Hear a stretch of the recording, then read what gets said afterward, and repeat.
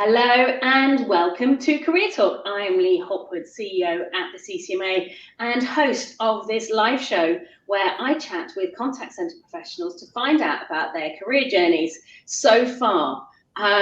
But why do we do this? We do this because we want to inspire those that are working in the industry. We want to inspire those that are thinking about a career in this sector. And oh my goodness, when I think about all the people I've spoken to, there are some fantastic careers, and today is no different. Today, joining me is someone who has created an award-winning contact centre operation, someone that did amazing things during the pandemic. It is Dan Britton, now the Associate Director of Operations at the NHS Business Services Authority. Hi, Dan. Hi, Lee. How are you? Are you all right? I am really well, and how are you this morning? Yeah, really good. Thank you very much for the invite. Looking forward to the chat. And it's Friday, and everyone's smiling in the office because it's Friday. So really pleased to be here. Absolutely, and thank you so much for joining me. Now, I have to start with what you did during the pandemic. So I know you were running a contact centre during the pandemic, but and as a result of what you did, you won a load of awards, both personally and for the team. Tell us a little bit more about what you did. What happened? Yeah, the pandemic was something that I think really sort of put our contact centre's name in lights. I think in terms of how quickly the government wanted to respond around how we could support citizens through the initial stages of COVID, right through to the whole sort of testing process, contact tracing, test kits, deliveries, all those sort of things through COVID. Because of being a contact centre in the NHS, we were first and foremost in front of the queue to be asked to do various different things. So a lot of the services that we popped up, we did within a matter of hours, days, weeks. Some of the services that people will recognise are the PPE helpline, which was often quoted in the number 10 updates on an evening. So my team set up the PPE helpline and we delivered that for customers to make sure stocks were in the right places for hospitals and frontline resources. We moved that to a 24-hour operation within a couple of hours of being asked after it had been live for 5 days. That remained 24/7 for about 18 months. We did the NHS COVID app.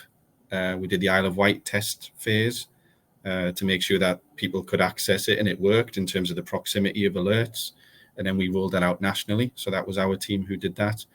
And one of the biggest ones we did was the school's COVID helpline, which was quite a pressurized situation. I think some people remember when kids went back to school after the first summer, there was a massive spike in cases. And we were asked by Public Health England to really get on board and help to triage a lot of that. So we stepped up and set up a service within a couple of hours where our agents could take a script from schools and work through cases to help people self-isolate, to help people decide what they needed to do and keep people away from spreading COVID. So I think the good thing with that service is we allowed 2.5 million people to make a decision on self-isolation and therefore really restricted the spread of COVID in schools. And I think there's been some government white papers released since COVID that explained even things like the COVID app and the school's helpline, how many lives that potentially might have saved. It's in the hundreds of thousands. So particularly proud of those services that we did. And I mean, they must have been incredibly stressful times, really difficult, yet also incredibly proud moments. And I can imagine people listening going, "Oh my God, I would have loved to have been in that position. I'd have loved to have been able to make a difference and help in that way." So I want to take you back to the start of your career to find out how on earth you got into that position, to be able to do all those amazing things. And your career history is actually really quite fascinating because you haven't always worked in contact centres. You studied media and film studies at college. Yeah. you're not the first person I've interviewed who has who went through school or went through college thinking that media film, which is quite an interesting trend I am discovering. But what happened when you finished school? You finished having studied media and film. What happened? Yeah, and I think media and film, to be honest, was probably my way of trying to elongate studies rather than having that pressurized decision on trying to find a job, to be honest. As much as I loved media and film studies, it was mainly I wanted to be a journalist when I was at school, and I did a work experience with the Sunderland Echo for 2 weeks, which was really, really interesting. And I got to write some articles as a 15-year-old kid for the paper. And I really loved sort of writing about sort of real life situations and stuff. And so I think media and film studies was as close as what I thought might be how I got into some sort of journalist career, but never happened. And I did one term at university with something similar around media communications or something, and decided it wasn't for me. So after that, I worked at Asda for a bit as a porter. Pushing trolleys, collecting trolleys and baskets, interacting with customers. That's the first sort of role that I had, which was customer face and customer service, helping people with their shopping back to the cars and hoping that they would give you the pound out of the trolley as a tip. Did you enjoy that? Did you enjoy it? Yeah, I did actually. I was there for 3 or 4 years. It was mainly outdoor work because it's an outdoor, where I live in Washington, the Asda there is an outdoor the car park is quite a way away from the store, so you've got to go down to the car park to bring trolleys back up. So it was mainly outdoors, which I loved, and just interacting with customers and helping them, and helping the elderly and the vulnerable with their heavy shopping and stuff like that. It was quite nice, and I met my future wife there as well. So it was quite a nice place to work. After Asda, I got a job with Empower, Empower's contact center down in Peterlee, mainly because it was just a bit more money, a bit more hours that could be offered. Again, I thought the customer service experience I had with Asda might do as well with Empower, which it did. I didn't stay with Empower for too long because it was my first contact center role, and I didn't think that there was a career there. I think this was really early days of contact center. Didn't think there was much there, so I applied. Interestingly, I think that that perception is still there, certainly amongst youngsters. Maybe not as much these days as it maybe was around your time at that age, but I think that perception is still there, which is really sad, because I know that we're going to hear about your career. But after Empower, tell us what you did next. Yeah, after Empower, a bit of a fairly significant change away from Asda and Empower in terms of face-to-face customer experience. I suppose you could put it into that bracket to some degree. But yeah, I joined Northumbria Police and trained as a police constable and became a policeman for 18 months. Sorry, around about that. Again, I was only an 18-year-old kid at this point. So getting a career, this was my idea of finding a career, settling down and having something that you could do for the rest of your life. And whilst I loved the initial training, I was obviously physically miles fitter than what I am now. As an 18-year-old, I did all the fitness tests really, really well. Did a really good interview. The chief inspector said it was the most entertaining interview he'd ever had. And so, yeah, I loved the training, loved living at the headquarters, doing all that sort of learning law and how you put law into practice. But ultimately the job was, going out on the streets, arresting people, being real in the sort of real time, real life situations that, most people only see on TV or once in a blue moon if you're out, in a city centre on a night out somewhere. So you're kind of living and breathing those experiences every.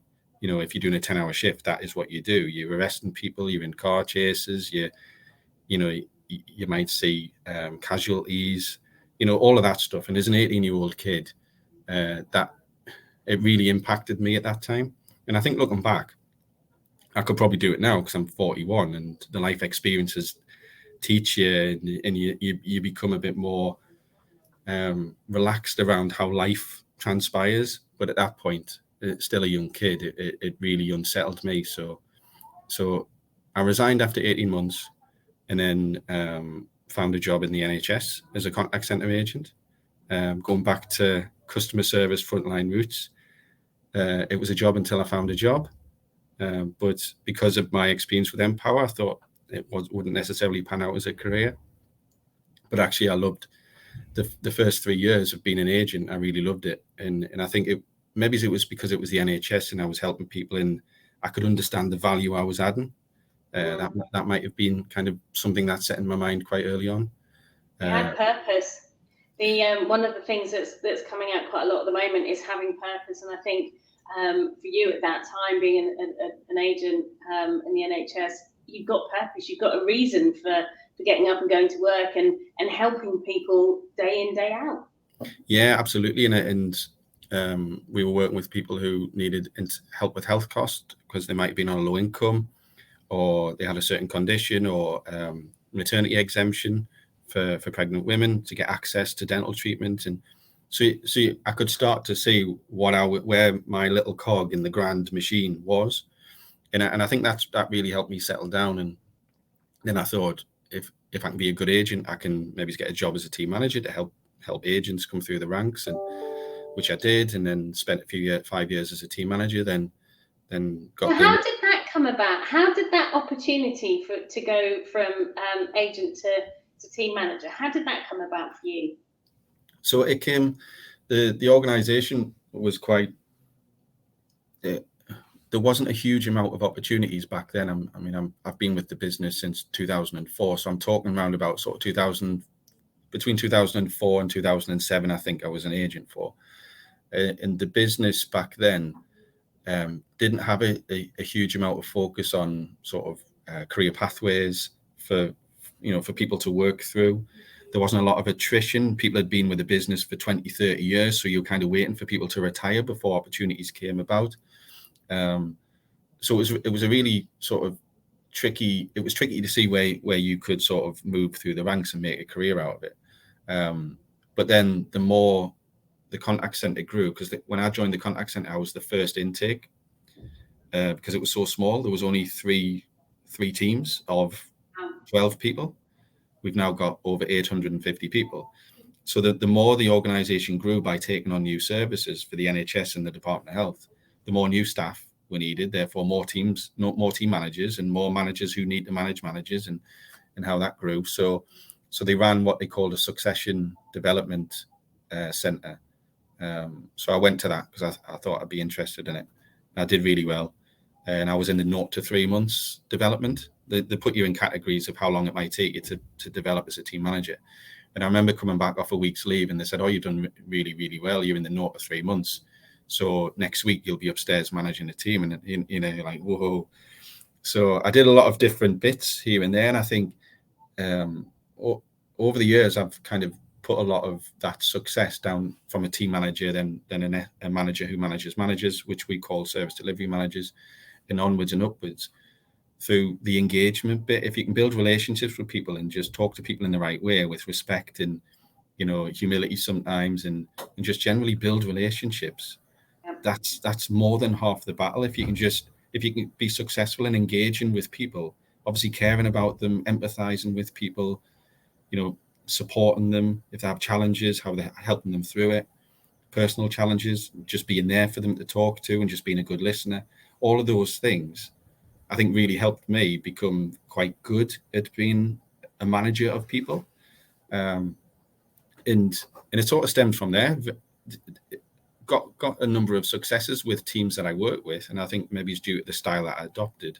People sort of resonated with it, and it became apparent that sometimes you don't really have to do a huge amount to enable people to work more to their optimum. They just need to know that the person who's in charge or responsible for them cares. Yes. And I think I got a lot of success in that sense. And I did the same as a service delivery manager. I got a lot of good feedback from managers about the approach I used to take. And then from then on, head of contact center, head of customer operations, and then as of March last year, associate director of operations, which never in a million years would I have thought back in 2004 that I'd be doing the job of the person who, when the leadership team used to come around doing the meetings, that I would be doing that. And I was in Fleetwood. I was going to say, what's the difference? So, and I've got loads of other questions I want to ask you about that career journey, but what's the difference between being the associate director of operations and the role you had prior to that, which was head of customer operations? What's the actual difference?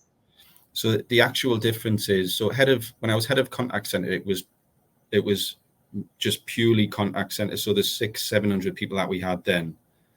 The customer operations was incorporating all the back office side of things that the contact center interacted with. So where we refer work back.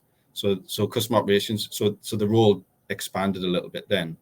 Associate director of operations is the number of services that we've got that isn't just interacted, doesn't have the customer facing bit through the contact center. It's all the overarching bit outside of that. So it's the digital delivery of some of the services, like big services, like some people might know EHIC, which is now European Health Insurance Card, which is now the Global Health Insurance Card since we came out of the EU. So that service, so I'm responsible for the delivery of that service. So there's 30 million people who apply for a GHIC every year to go abroad, who might need help with health costs when they're abroad. So before I was responsible for the customer face and contact center bit of GHIC. Now I'm responsible for the overall delivery, making sure people get the cards when they apply, making sure they can apply, making sure there's enough money for the printers to print all of that stuff, not just the contact center bit. So it's a significant move up. In overseas healthcare, which is the example I've used there, it's just one of 7 or 8 services that are under my umbrella right now. And I would assume that because of your history in the contact center, you know what customers are looking for. You've got that insight. But do you use the insights that you know is in the contact center to help you with the other parts of your role?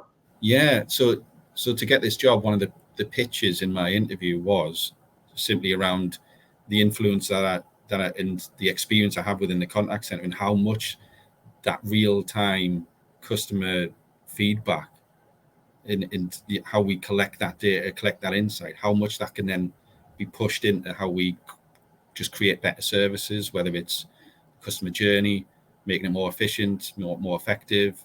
It's the NHS, so we're always looking at ways to make things good, but also make it less costly.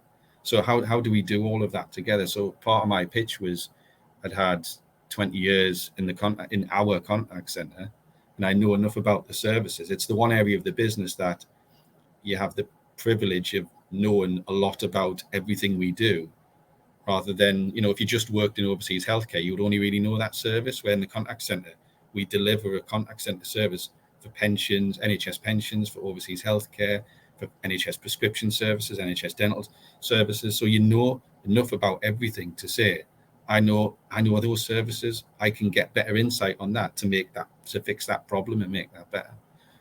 That is just such a fantastic example of how a career in a contact center can bounce you into so many other things. And for you, being able to take greater responsibility, a bigger job, has been outstanding. And I want to just roll it back a little bit to team manager, then service delivery manager, head of customer and contact services.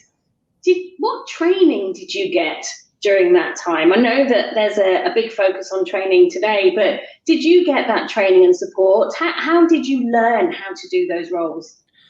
I would probably say 70% of it was on the job training. So just experiencing life as a leader of people, all the day-to-day challenges, problems, good things about it, learning what works really well, what works okay, and what doesn't work at all, and learning from others. So there's 3 or 4 people in particular in this business that I would say have absolutely shaped the way I am as a leader, because I've learned from them. I've learned a lot of their good things, and I'd like to think, such as some of the successes they've had with engagement. I would like to think that I've tailored my approach because I've seen them get successes. And you always say, mimicking somebody is, the highest possible form of flattery, isn't it? Really, ultimately, and there's definitely 3 or 4 people who I look at now and say I've learned a lot from them. I've learned my own style, but I've learned good things off others. But I've also learned how not to do things off others as well. And such as pick your battles. Not everything has to be a battle, and actually keeping a relationship over a long period of time. You never know when that you might need that person to be on your side, and vice versa. So pick your battles. If you're going to go off it with somebody, make sure that it's for the right reasons, and it's the right time to do it, rather than just because you're frustrated, you've had you woke up on the wrong side of the bed or whatever. Pick your battles in that sense. And the more you form a positive relationship, the more it's harder to get frustrated with that person anyway. And the more that you can just bounce off each other and help each other as you go through. Just try and be relaxed about a number of things. Don't let stress get to you all the time. Just try and know who you can get support from, and just picking your battles, I think, is a real key one for me.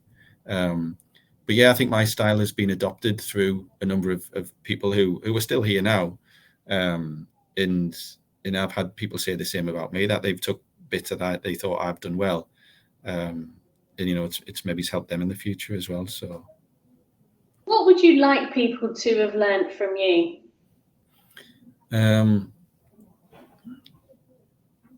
I think that sort of style and approach of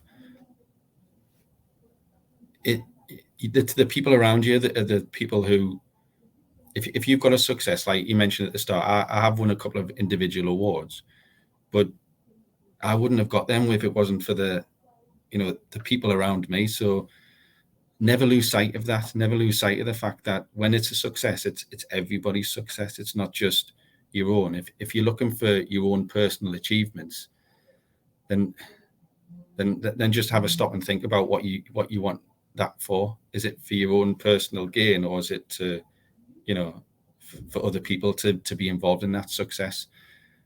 When I've achieved an individual award, I've never once asked somebody to put my name forward. It's always come as a bit of a surprise that someone said, "Oh, by the way, we've nominated you for this," and actually you've ended up winning.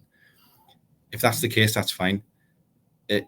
Sometimes I have that, what's it called, where you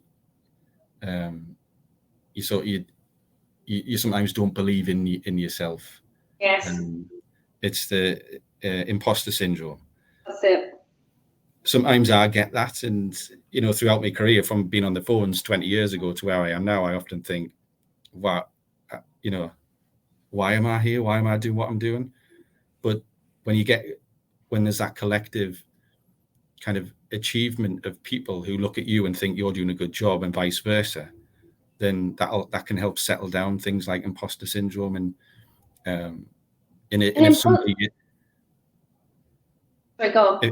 If somebody is saying, "I think you do a good job," recognize that and accept it and take it. Do you know what? Imposter syndrome is something that I hear people talk about all the time, especially those in senior roles. And it's a shame, because you're in that role because you've done an amazing job in your career. You've done you've done amazing things. You deserve to be in that role. And you've got people around you looking up to you and learning from you. And I completely get imposter syndrome. But it's a shame that we feel like that, when actually it's especially when you're doing such a great job that you're doing, Dan. Now, there are other things that you do as well as your day job.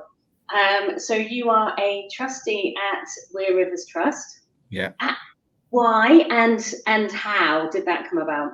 So that's a voluntary role on the board of trustees. So I'm classed as a director of that trust. It's all voluntary. I don't get paid for it, and it's all in my own time.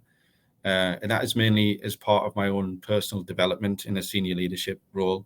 So it's not necessarily doing, it's sitting on the board and helping with the strategic vision of the trust, making sure that the budget and the finances are balanced, making sure that the future of the trust is secure, and it's kind of it's completely opposite to what I'm doing now. So I'm in healthcare, and I've been in healthcare for 20 years. This is environmental, and it's all outdoors, and it's all the science behind soils and wildlife and how farming can impact water, like our rivers and all of that stuff. So I know nothing about it, but actually sitting on the board, having a budget, having staff issues, having resource challenges, having recruitment and retention issues, I know all about them.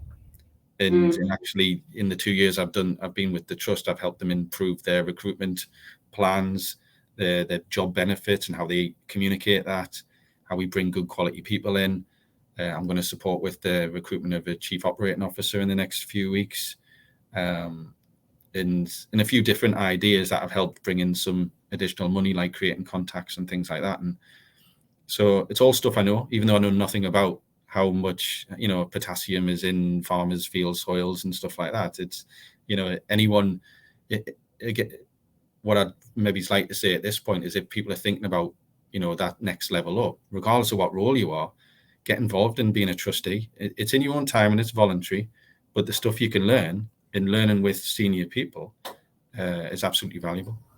Do you know what? I couldn't agree more. And echo that if you're in a role and you're looking to get that much broader business experience, it just opens your eyes to another level in terms of business leadership.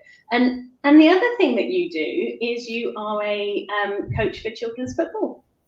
Yes, I've been doing that since my son's 10. I've been doing it since he was 5. He absolutely loves football. He now trains 5 days a week and plays 3 matches over a weekend. So maybe he's not a coach much anymore, more as dad's taxi. But yeah, it was voluntary. The kids needed somebody to take the team back then. I was volunteered by my wife, Susan, to do it. I think I wasn't there at the time, but I ended up taking it on. I've done an FA level 1 in coaching for kids football, so I achieved that certificate, and all the good stuff that goes with it around sort of how you safeguarding, health and safety. So a number of things that I've managed to get through just doing that, and obviously just teaching the kids. There's kids and adults. At the end of the day, coaching has this. If you bring it all right back to the underlying themes, engaging, trying to keep it entertaining but engaging, having a bit of learning in there, and doing things in the right way. There's no difference between 5 adults and 5 kids, and getting them to improve every day, thinking of how people can improve, thinking of how kids can improve, and whether it's a game of football or building your customer service or getting team managers to be better leaders, it's all the same stuff, really. And it's fascinating, isn't it? Because you're right. There is some real, for me, listening to you, there are some real themes in what you're saying. You clearly care, and everything you do has purpose to help other people. That seems really clear. The fact that you are working with people, you're in people environments with everything you're doing is, that seems really clear. And also your continuous development, you're continually learning. Even doing the trustee role, that continuous learning seems really poignant to you. And I have to ask you, when thinking about all those things, what's the best advice that you ever received that has really made a difference to you over the years? I think the best advice I received is make sure that you have that resilience and bounce back ability regardless of what happens, and whether it's applying for a job and not getting it, whether it's having bad things happen and just learning to soak it up a little bit, but then coming back a little bit better afterwards. And the reason I mention it is, whilst I got a team manager job at the first time of asking, in terms of the interview. It took us 4 attempts to get the service delivery manager role. Really? And then it took us 4 attempts to get the head of contact center role. Luckily, it only took us 1 to get this, but why did it take 4 attempts? Because you were clearly after it. What was it that was missing? Either there was better people. Okay. Sometimes you can never you don't know who your competition is in any interview situation. So whether I did a poor interview or a good one and somebody just did it better. But for me, it was about, if I didn't get it, what do I need to do next time? And keep building on that. I've seen people who've been so frustrated and annoyed that they haven't got an interview that they just say, I'm not doing it then. And then I'm not coming back. Nobody ever begs you to say, please come back and do it again. Nobody begs you. It's up to you as a professional individual. If you really want it, it's up to you to ramp that resilience button up and, get the bounce back ability to be a bit, proud about the fact that you've done it and you at least got an interview, but take the feedback away and do something with it.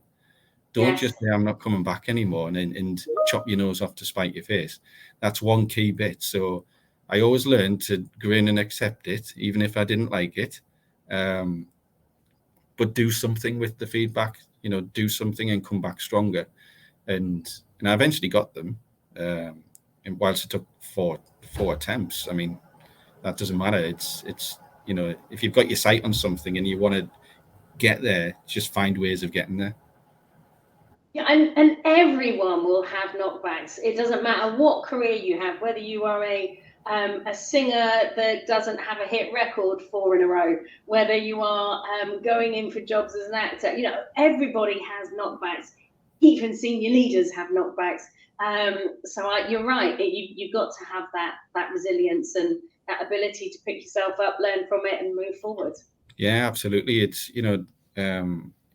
what did Isaac Newton say?